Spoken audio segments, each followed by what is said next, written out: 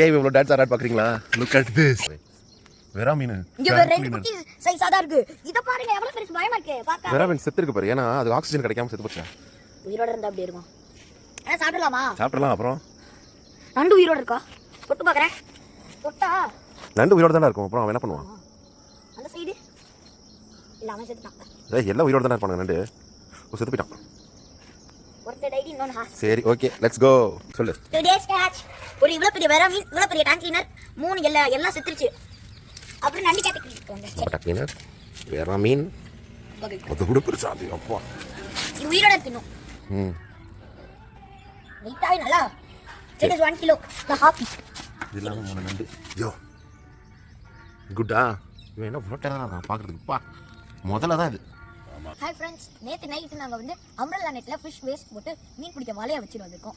இன்னைக்கு அது எடுக்க போகிறோம். I very curious. என்னென்ன மீன் மாட்டுது, எப்படியெல்லாம் மாட்டுருக்குன்னு பார்க்கலாம்.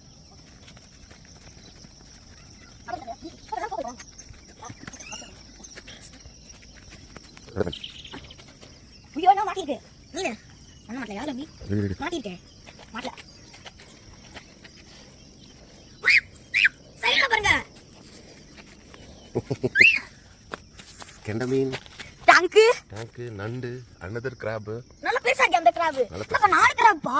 இங்க பாருங்க, இங்கேயும் ஒன்னு இருக்கு. 3 crab, 4 crab and அப்பா அவனோட இன்னொரு சைஸ் திரும்ப கிடைச்சிச்சு. look at me. நேத்து கேட்ச்ல பார்த்தா எனக்கு நிறைய டேங்க் கிளீனரும், அப்புறம் நண்டு கொஞ்சோண்டும், அப்புறம் ஒரு வெரா மீனும் மாட்டிருந்துச்சு. இன்னைய கேட்ச் பார்த்தா ரெண்டு அதே மாதிரி பெருசு வேஸ்டான டேங்க் கிளீனர், ஆனால் ஒரு கெண்டை மாட்டிருக்கு. அப்புறம் பார்த்தா சர்ப்ரைஸ், இவ்வளோ நண்டு 1 2 5 இருக்கு. அப்புறம் வாழ்க்கைக்கு தேவைப்படாத டேங்க் கிளீனர். இந்த டேங்க் கிளீனரு எப்போ பார்த்தாலும் நேற்று கூட மாட்டுச்சு. இது நம்ம என்விரான்மெண்ட்டை தான் கெடுக்குது.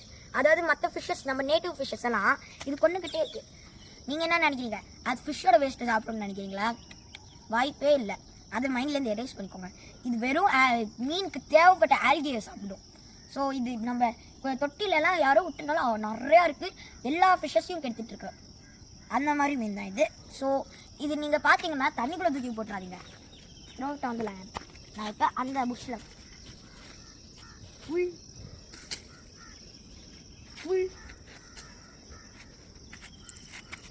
Okay bye. இதான் இந்த ஸ்வீட் ஸ்பாட்டு. இங்கே தான் நான் இந்த ஃபிஷிங் நெட்டை வச்சு மீன் பிடிச்சிட்டு எடுப்பேன். நெக்ஸ்ட் டைம் ஏதாவது மீன் மாட்டிச்சுன்னா நான் உங்களுக்கு அப்டேட் பண்ணுறேன். தேங்க்யூ, பாய்.